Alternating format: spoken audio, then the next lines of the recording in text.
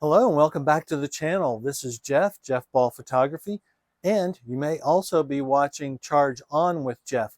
The reason is we're preparing, this is May 15th, we are preparing for our first trip to the mountains. I go to the mountains of West Virginia, if you follow me on my channel, for our first dark sky weekend, the Night Owl Star Party.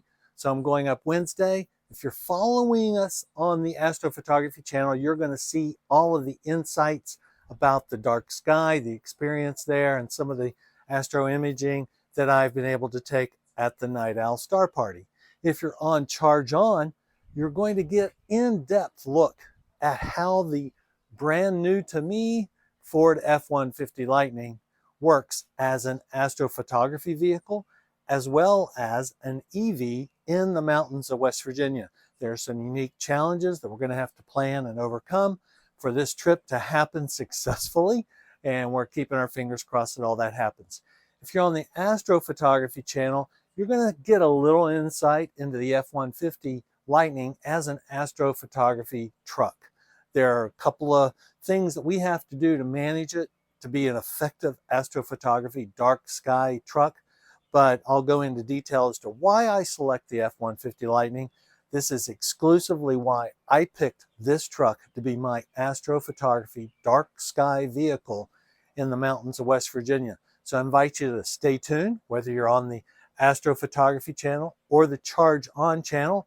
I'd invite you to check out both of those videos for a little bit of an insight into the dark skies of May in the mountains of West Virginia, and how does the Ford F-150 Lightning handle a trip to the mountains of West Virginia. Stay tuned. We'll go into all the details.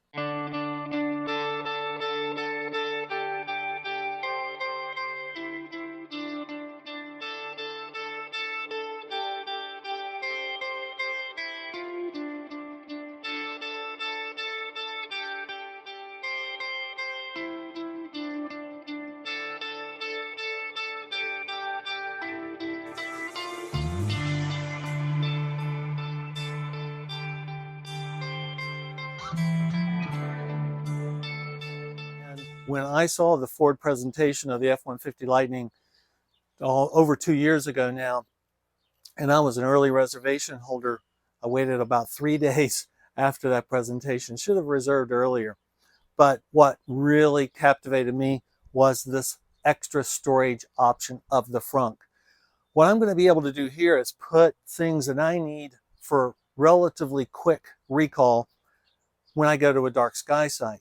And in particular, I'm going to go up Wednesday night. I'm going to do a composition at the Seneca Rocks with the Milky Way rising and a composite and some time-lapse video. And all of that gear to capture that particular composition is in the front. So I can put kind of quick recall, quick access things that I need right here. I don't have to get into the tailgate, into the truck bed, and work with the tonneau cover. And this also allows me some of the extra storage. Now, another thing that you may be able to see, what I'm doing right now is charging one of my star trackers with the USB port right here in the front. The front has 4 110 volt outlets, a USB-C and a USB-A connector. So the power options also at my dark sky were another of the major reasons I selected the Ford F-150. Let me show you some of the other reasons why I went with this as my dark sky vehicle of choice. This is a 240 outlet, more 110 outlets, and I can recharge. I can run equipment directly from this tailgate, directly from the front. There's even some outlets in the cab itself, and I'm really looking forward to putting this to use. So this is the cargo capacity F-150 Lightning, and I said earlier, I have everything I need for, especially this evening, accessible right here in the front. That's going to be some time-lapse video, as well as some Milky Way stacked at Seneca Rocks. Being able to keep just my computer bag in the cargo, in the passenger seat in the front. And then, of course, I'm going to be sleeping here in the back. I do have my clothes back here. Then in the bed, I have don't really get to do this. I've never really done this. It's taking my 8-inch Dob to a dark sky site.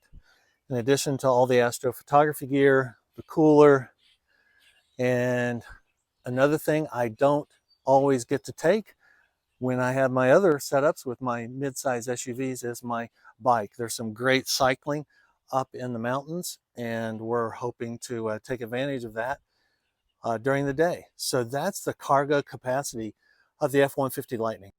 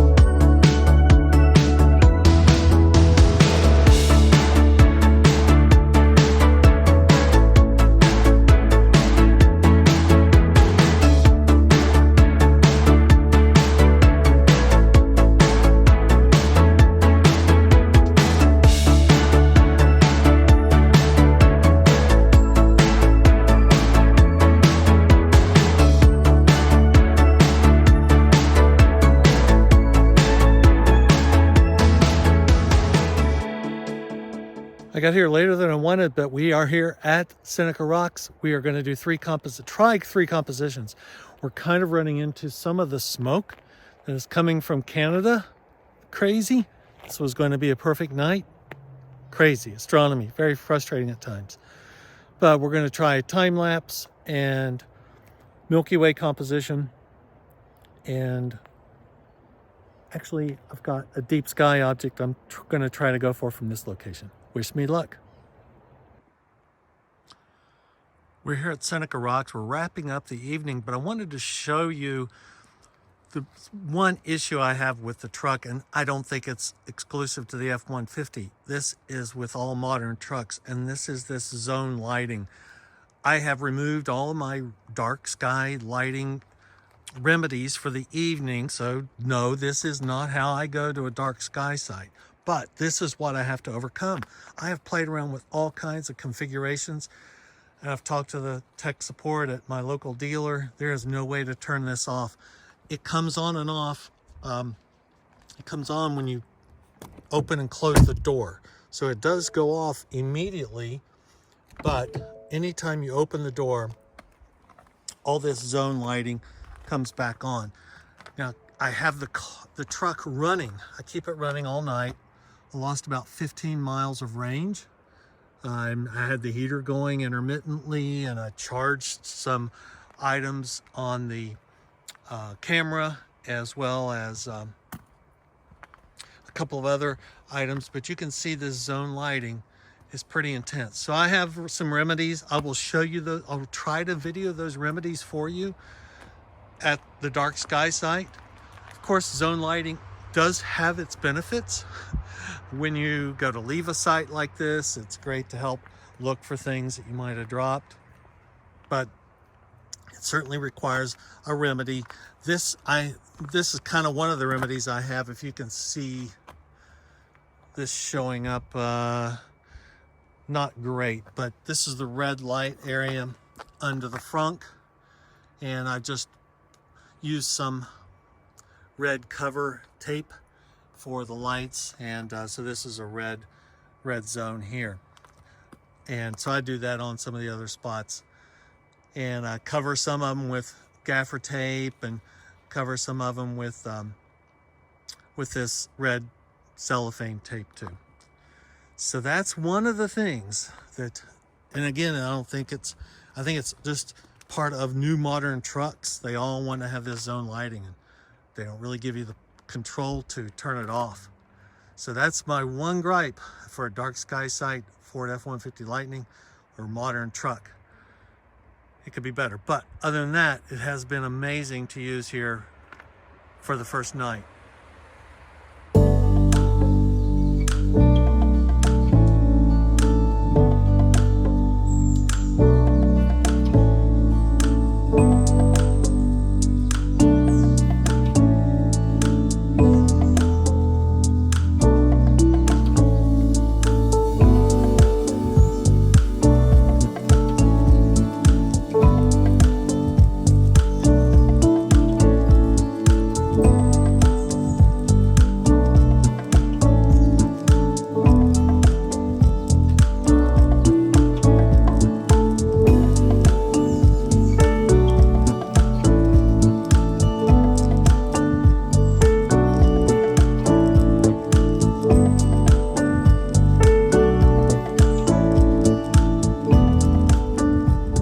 Climbing up to Experience Learning Center and the back Mountain Shadows Campground. I think that's the name of it, right across the street.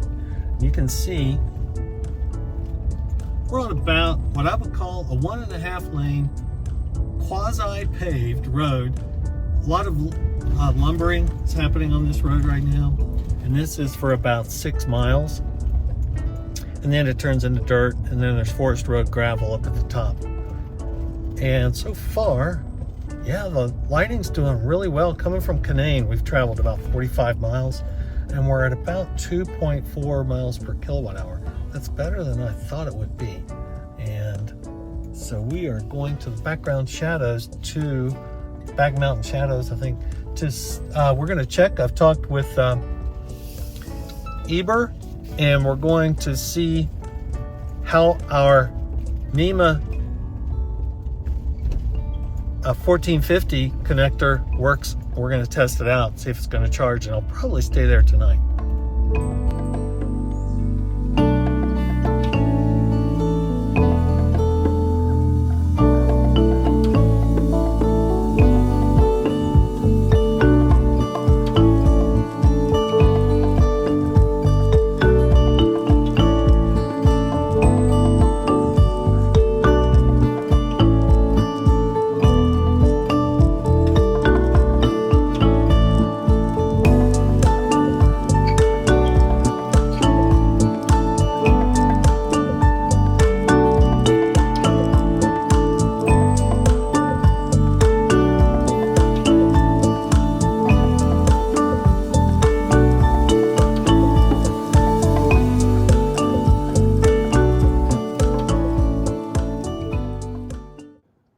We are at the summit of Spruce Knob. We are probably not going to have a very good night tonight.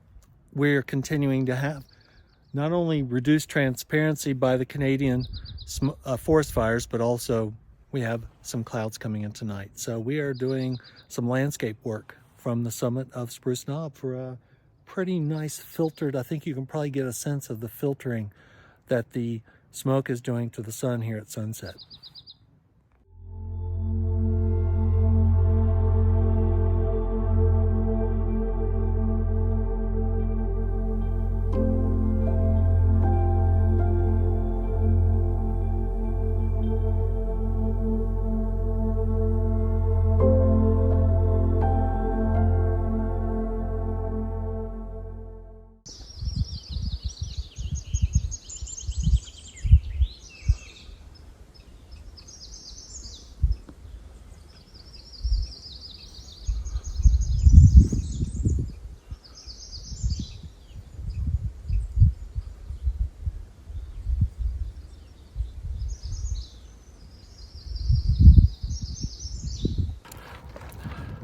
It's a beautiful road, great for a gravel bike. Hope I don't wreck while I'm filming.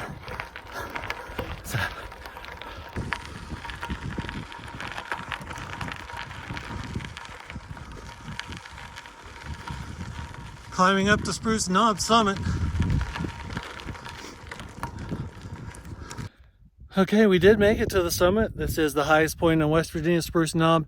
To be clear and transparent, I did not bike the entire vertical. This is at 4,800 feet.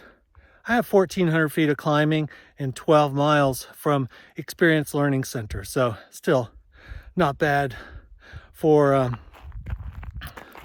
for climbing, and that's our view at the top. It's spectacular.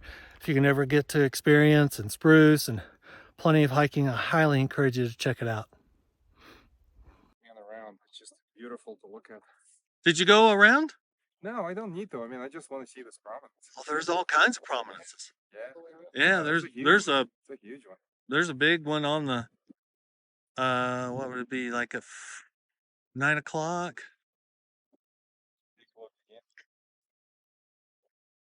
No, there's sometimes they can. Yeah, I'm just fooling around because this is hard to do.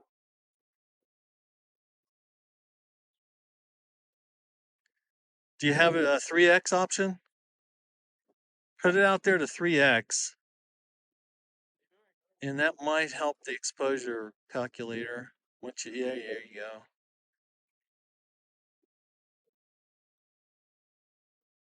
Neef, solar imaging at Neef. It looks like you're having your own. Uh-oh, you got the laptop talking to that mount. Well, actually, I was just hooking it up. I've never used a Skyhunter mount.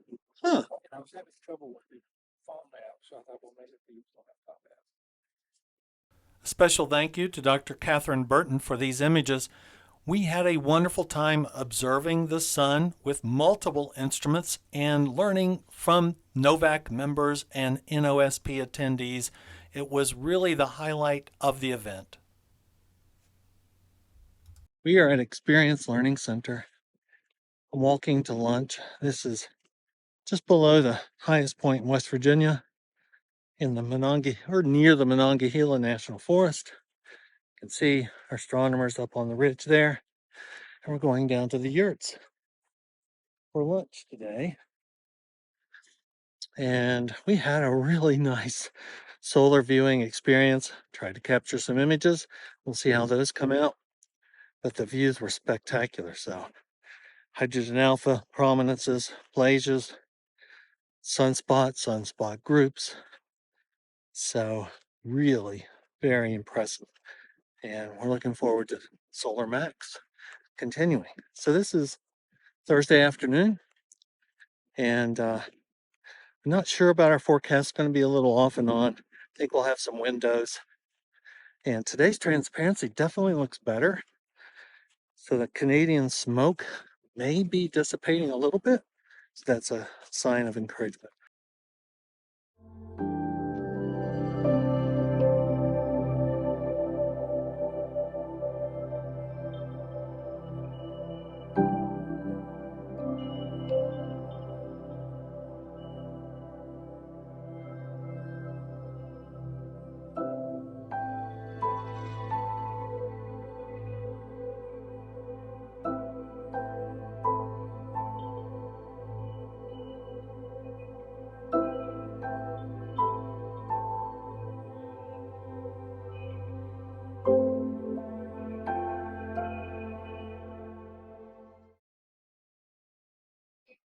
This is Saturday morning, and unfortunately most are packing up. We have a system coming through, a rain system coming through tonight or today, and then cloudy tonight. And there's the system. Front edge of it coming in. Sorry about the wind. So I'm packing up. It's actually going to be clear at home tonight. So I'm going to set up at home. Maybe I'll supplement the Night Owl Star Party with some of those, some of that data, and from my location at East Lynn State Park in West Virginia. So I hope that works. No commitment. It's a long way between here and there, but we're going to head out from the Night Owl Star Party. It's always great to come to the mountains, even when the weather doesn't quite cooperate.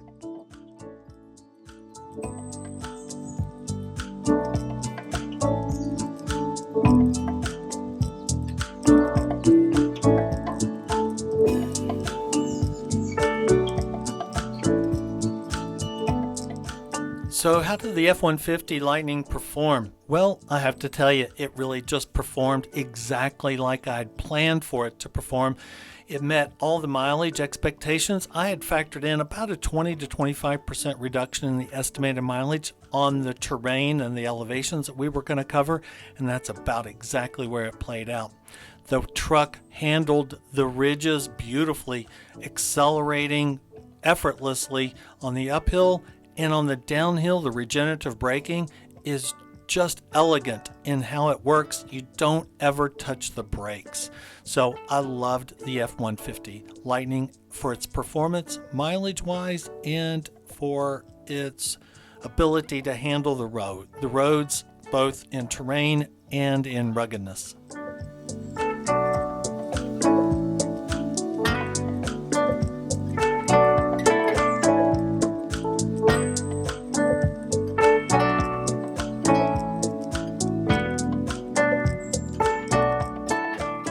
Along with many activities that are non-astronomy, we are now descending down Whitmer Road, this dusty road, which follows Gandy Creek, and look at all of the people fishing alongside this creek.